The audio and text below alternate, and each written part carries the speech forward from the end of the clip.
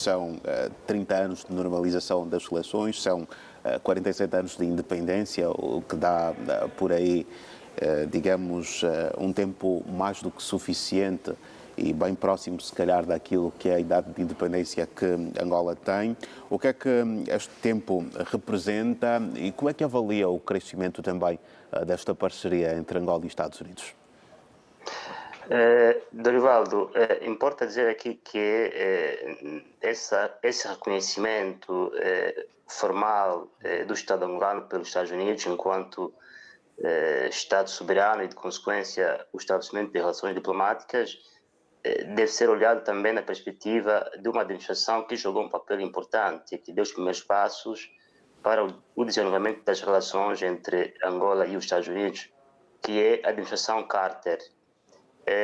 Logo após a independência, havia tentativas da parte do governo angolano de estabelecer relações com os Estados Unidos. Isso não aconteceu durante a administração Ford, porque estava muito ligada ao apoio ao movimento do Galo Negro. E a administração Carter, quando tomou o poder em 77, começou a dar os primeiros passos para que isto pudesse acontecer. Em dezembro de 77, chega a Luanda o embaixador dos Estados Unidos, McHenry, que foi recebido pelo ministro das Relações Exteriores de então, Paulo Teixeira Jorge, onde discutiram a possibilidade de estabelecimento dessas relações. Um ano antes, o antigo senador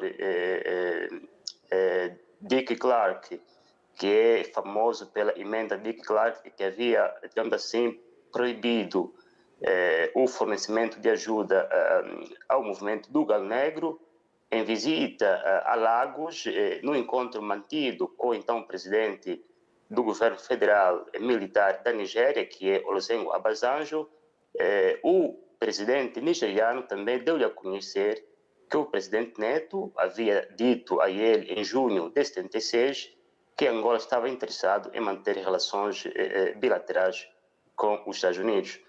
Depois, em 78, isto é, em junho de 78, outra vez o embaixador McHenry chega a Luanda e desta vez mantém o encontro com o primeiro-ministro Marcolino Moko, Lopes de Nascimento, e também, nesta ocasião, se discutiu a possibilidade de estabelecimento dessas relações.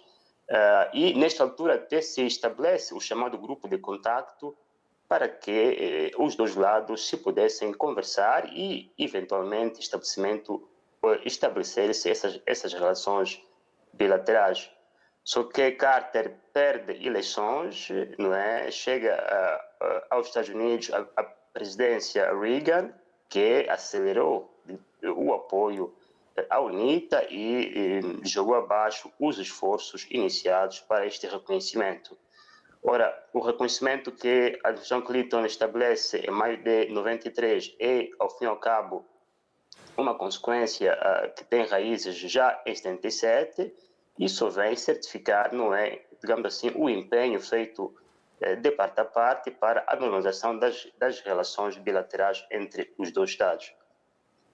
Agora, do ponto de vista dessas relações no contexto atual, o meu entender é que, dado o peso econômico que os Estados Unidos têm e as cifras apresentadas agora nesta peça, que dizem que o volume de negócios ronda aos 2 mil milhões de dólares, me parece ser uma relação ainda muito, digamos assim, relação comercial muito frágil, porque se poderia fazer muito mais para fazer com que essas relações que são estratégicas pudessem dar frutos maiores e, sobretudo, saindo do setor que acumula o peso destes 2 bilhões, que é o setor dos petróleos.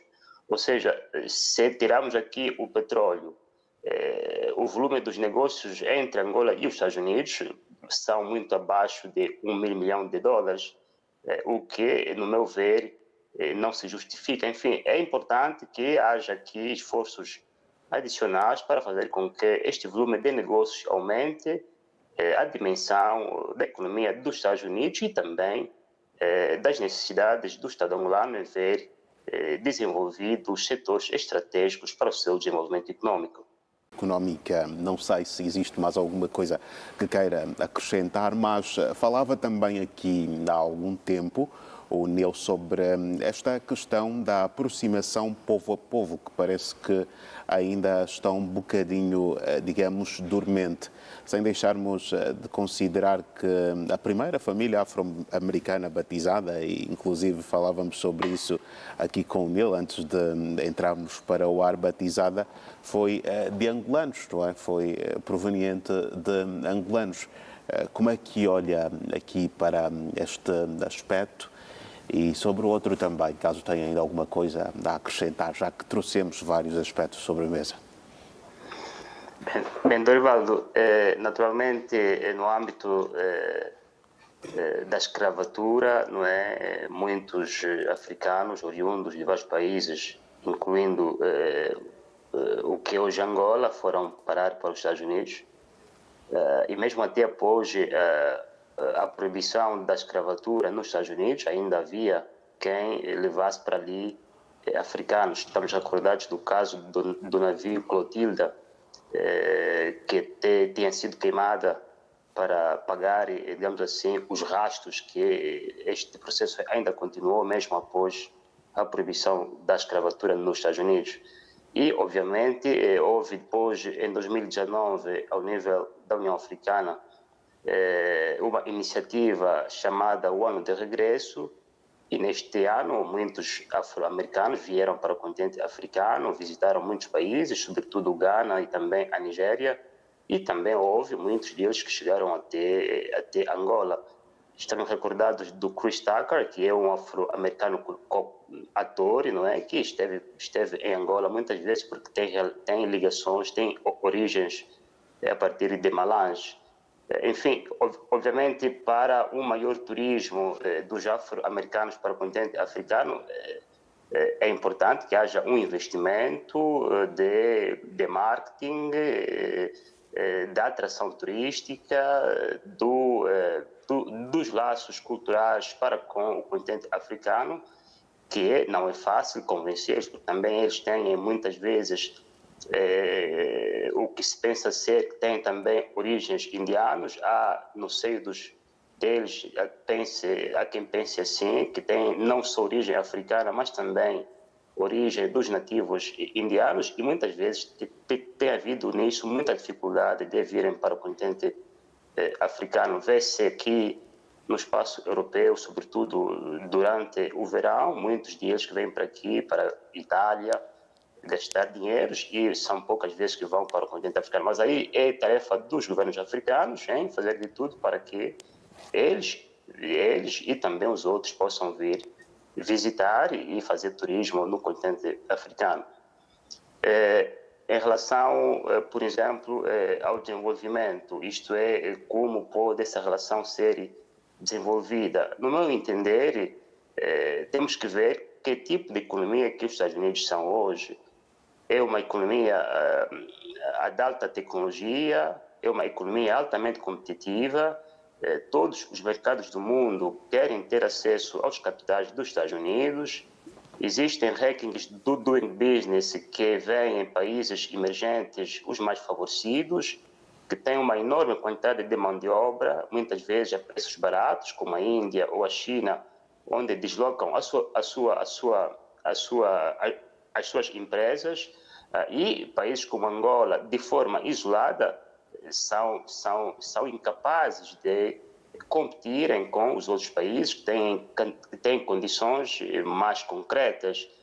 Daí que muitas vezes se pensa que se o continente africano fosse o que Kwame Nkrumah já sonhava na década de 60, como sendo um único Estado, com uma única moeda, uma única política fiscal, uma única política econômica, era muito mais fácil hoje o continente africano estabelecer relações de ganhar-ganhar com os Estados Unidos.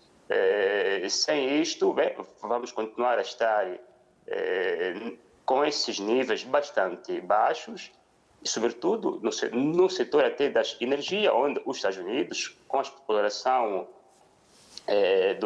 petróleo em xisto tem estado a ver o aumento e até uma autonomia das suas capacidades energéticas. De resto, o desenvolvimento de qualquer país é uma prerrogativa dos nacionais. As empresas estratégicas em toda a parte do mundo são empresas geridas pelos nacionais, porque também depois está em causa a questão da chamada soberania econômica. Não se pode deixar que uma economia de um Estado esteja nas mãos dos expatriados por boas razões que eles tenham. Porque depois o que pode acontecer, se olhando para o caso da Rússia, é que se houver um desacordo do ponto de vista da política externa, esses Estados são capazes de impor sanções e complicar toda uma relação econômica construída ao longo do tempo. Enfim, claro que deve haver sim uma relação econômica entre Angola e os Estados Unidos, mas é importante que essa relação não deixe de ter em conta que o Estado angolano deve garantir a sua soberania econômica para evitar, eventualmente, sanções que possam prejudicar o bem-estar das suas populações. Enfim, estamos no mundo competitivo e cada Estado deve olhar para os seus interesses. E depois também se diga aqui que, mesmo ao nível dos Estados desenvolvidos, existe uma corrente já a partir dos anos 60 que diz que eles não digamos assim, exportam a tecnologia, não exportam o know-how, não compartilham, digamos assim, com as suas expertises em áreas muito sensíveis. Por quê? Porque não querem ter concorrência com outros Estados.